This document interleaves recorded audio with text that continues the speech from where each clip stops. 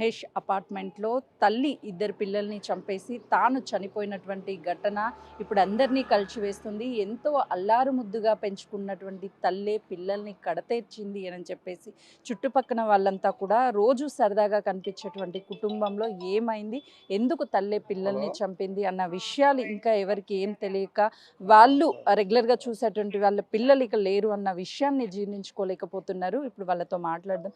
Sir చెప్పండి, వెంకటేశ్వర్ రెడ్డి వీళ్ళ కుటుంబం ఎలా ఉండేది? ఎప్పుడొచ్చారు ఇక్కడ? వాళ్ళు ఫస్ట్ నుంచి 4 ఇయర్స్ నుంచి ఇక్కడే ఉంటున్నారు వాళ్ళు. కానీ మంచి ఫ్యామిలీ, ఇబ్బంది ఏం లేదు. అతను వ్యక్తిగతంగా చాలా మంచోడే. మాకు మామూలుగా రోడ్డు మీద ఫ్రెండ్లీగా ఉంటాడు. మా లోన విషయాలు అయితే మాకేం తెలియదు, కానీ బయట ఇద్ద మాత్రం బాగానే అతను వ్యక్తిగతంగా మనిషి మంచోడే, ఇబ్బంది ఏం లేదు. అది అంటే తేజస్విని కావచ్చు, వాళ్ళ పిల్లలు వాళ్ళు ఎప్పుడైనా కిందకి రావడం కానీ వాళ్ళు ఎవరితోనో డైలీ ఇక్కడే మాట్లాడడం? ఇక్కడే క్రికెట్ ఆడుకుంటూ ఉంటారు ఈవినింగ్ పూట. ఇప్పుడు దగ్గర దగ్గర హాఫ్ డే స్కూల్ అయిన కాడి నుంచి ఇక్కడే డైలీ మా అపార్ట్మెంట్లో పిల్లలు, ఈ పిల్లలు అందరూ కలిసి ఇక్కడే ఆడుకుంటూ ఉంటారు. మేము వెహికల్ వేసుకుని వస్తుంటే హార్న్ కొడితే సైడ్ అవుతుంటారు. పిల్లలు కూడా బాగానే ఉంటారు, ఇబ్బంది ఏం లేదు. ఆవిడ కూడా అక్కడికి వచ్చి నుంచొని చూస్తూ ఉండిద్ది ఆ పిల్లలు ఆడుకోవటం, అది అంతేగాని ఇబ్బంది ఏం లేదు. అంటే ఏమై ఉంటుంది సార్? అంటే ఏ కన్న తల్లికైనా సరే తండ్రి కంటే తల్లికే బాండింగ్ ఎక్కువ ఉంటుంది పిల్లలతో. వాళ్ళకి చిన్న దెబ్బ అయినా సరే ఏదైనా తట్టుకోలేకపోతుంటారు. అలాంటిది తల్లి ఆ గొంతు కోసి పిల్లలు విలవిలలాడుతుంటే కళ్ళ ముందే ఆ తల్లి ప్రాణం కూడా కొట్టుమిట్టాడి ఉంటుంది. ఏం జరుగుంటుంది అనుకుంటున్నారు? వాళ్ళిద్దరి మధ్య ఏముందో మనకైతే తెలియదు. బయటకైతే లోనైతే బయటైతే మా ఇద్దరు బాగానే ఉంటారు హ్యాపీగా. ఎప్పుడేం గొడవలు కానీ ఏమీ లేవు. మేము దగ్గర 4 సంవత్సరాల నుంచి ఆయన వస్తూ పోతూ ఉంటాడు, కలుస్తూ ఉంటాం రోడ్డు మీద. మామూలు సరదాగా వినాయక చవితి ఇలాంటప్పుడు ఉత్సవాలప్పుడు కలుస్తుంటాం, కానీ మాకైతే ఇబ్బంది ఏమి అనిపించలేదు. మరి ఏమైందో తెలియదు క్లారిటీ. సార్ చెప్పండి, గతంలో ఇక్కడ ఇలాంటివి ఏమైనా జరుగున్నాయా? ఒక 7, 8 మంత్స్ బ్యాక్ పక్కన అపార్ట్మెంట్‌లో గూడా జరిగిందండి. ఎందువల్ల జరుగుతున్నాయో అర్థం గావట్లేదు. పోలీసులు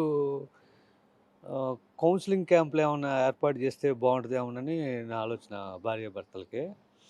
ఈ రోడ్‌లో ఇది రెండో ఇన్సిడెంట్ అండి ఈ 1 ఇయర్ మధ్యలో. అంటే గతంలో ఏం జరిగింది? ఎందుకు చనిపోయారు సార్? అతను బెట్టింగ్ యాప్లో ఏదో లాస్ అయ్యి ఫైనాన్స్గా ఇబ్బంది వచ్చేసి అతను పిల్లలిద్దరు భార్యని చంపేసి అతను హ్యాంగింగ్ చేసుకొని చనిపోయాడని చెప్పి ఇది చెప్పారు పక్క అపార్ట్మెంట్లో. సార్ అంటే మనం రెగ్యులర్ చూస్తున్నాం మీరు అన్నట్లుగా కూడా చిన్న చిన్న ఇబ్బందులకి, ఆర్థిక ఇబ్బందులు కావచ్చు, కుటుంబంలో జరుగుతున్నటువంటి గొడవలకు కావచ్చు, ఇలాంటి వాటికే చనిపోతున్నాయి. వీటన్నిటిని కట్టడి చేయాలి అని అంటే ఎలాంటి చర్యలు తీసుకుంటే బాగుంటుంది? ముందల సెంట్రల్ గవర్నమెంట్ ఆన్‌లైన్ సిస్టమ్ అనేది తీసి పడేసేయాలండి మొత్తం. మామూలుగా ఇంతకుముందు గూడా వ్యవస్థ నడిచింది గదా! ఆన్‌లైన్ లేనప్పుడు, ఇవన్నీ లేనప్పుడు గూడా వ్యవస్థ నడిచింది గదా! తీసేస్తే కొంచెం కంట్రోల్ అవుద్దేమోనని మా అభిప్రాయం. అంటే ఎలా సార్? అంటే ఆన్‌లైన్ వేదికగా చాలా పరిచయాలు ఏర్పడి వేరే వాళ్ళతో రిలేషన్స్ కావచ్చు. రీసెంట్‌గానే చూసాం మనము. పటాన్ చెరువు దగ్గర కూడా ఇలాంటి ఇన్సిడెంట్ ఒకటి జరిగింది. అవునండి. ఆన్‌లైన్ వల్లే ఇదంతా ప్రాబ్లము. ఆన్‌లైన్ అనేది కొంచెం ఆన్లైన్ కంట్రోల్. బెట్టింగ్, ఆన్లైన్ అసలు ఫేస్‌బుక్‌లు ఇయన్నీ వాట్సాప్, తీసేయాలి మేడం. తీసేస్తే ఫేస్‌బుక్ లేనప్పుడు గూడా వ్యవస్థ నడిచింది గదా! యూట్యూబ్లో అది. కంట్రోల్ చేయడం యూట్యూబ్ సరే. Exactly main sir. మీరు యూట్యూబ్ వల్ల కూడా కొద్దిగా నష్టం ఎక్కువ అవుతున్నది. ఆ క్రైమ్ అన్నది ఎట్లా చేయాలి, ఏం చేయాలి, అవన్నీ తీయడం, షూటింగ్ తీయడం, అవి పెట్టడం, అవి కూడా ఈ మానసికంగా అందరుగా ఎక్కువ వాడకంలో చూస్తారు కదా, దాని ఎఫెక్ట్ అనేది బాగా అనిపిస్తున్నది.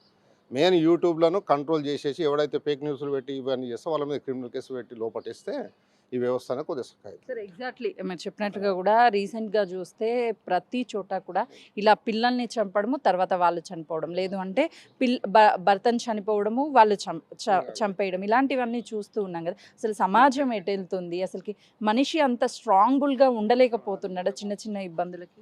ఇక అంతే, ఇది ఏమైపోయిందంటే మొత్తము ఆన్లైన్ సిస్టము, ఈ యూట్యూబ్లో ఒకటి మానసికంగా ఒత్తిడి, మొత్తం సాఫ్ట్వేర్ ఎంప్లాయీస్ ఎక్కువగా ఉండడము, వాళ్ళ పని భారం ఎక్కువ ఉండడం, ఫ్యామిలీస్ తోటి రిలేషన్ ఎక్కువ లేకపోవడము, ఇవి కూడా కొద్దిగా ఇంతకుముందు ఏమంటే ఉమ్మడి ఫ్యామిలీలు ఉండే.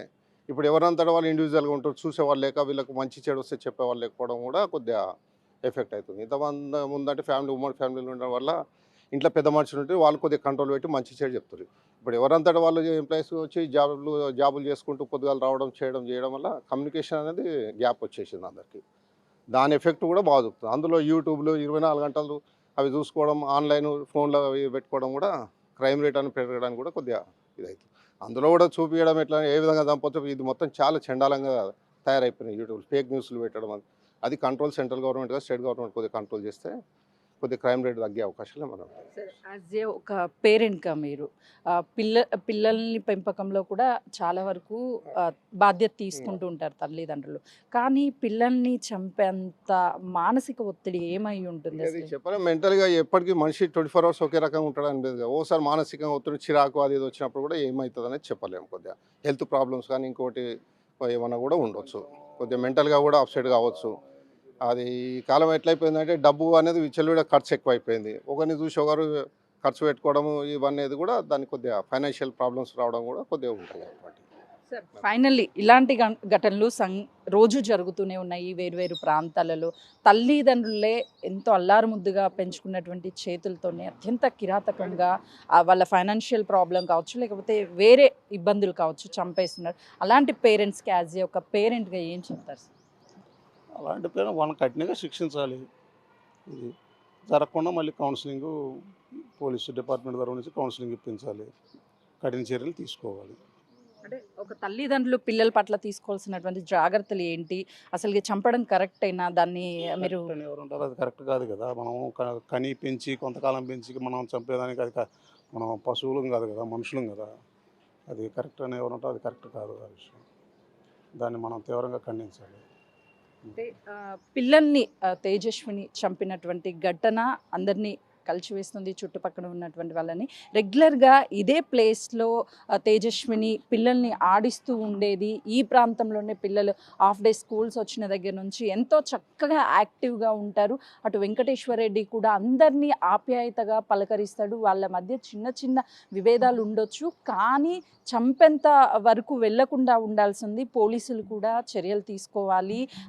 భార్యాభర్తలకి కౌన్సిలింగ్ ఇవ్వడం కానీ ఇలాంటివి చేస్తే ఇవన్నీ కట్టడి చేసే అవకాశం ఉంటుంది. చాలా వరకు యూట్యూబ్ అంటే సోషల్ మీడియా వచ్చిన తర్వాత అందులో ఎలా చంపాలి, చంపిన తర్వాత ఎలా దొరకకుండా ఉండాలి, ఇలాంటి వీడియోస్ కూడా పోస్ట్ చేయడం వల్ల ప్రతి ఒక్కరూ చంపడానికి ఆ వీడియోస్ చూసి పిల్లల మీదో లేకపోతే వాళ్ళ మీద వాళ్ళనే చంపుకోవడానికి ప్రయత్నించడము ఇలాంటివి చేస్తున్నారు.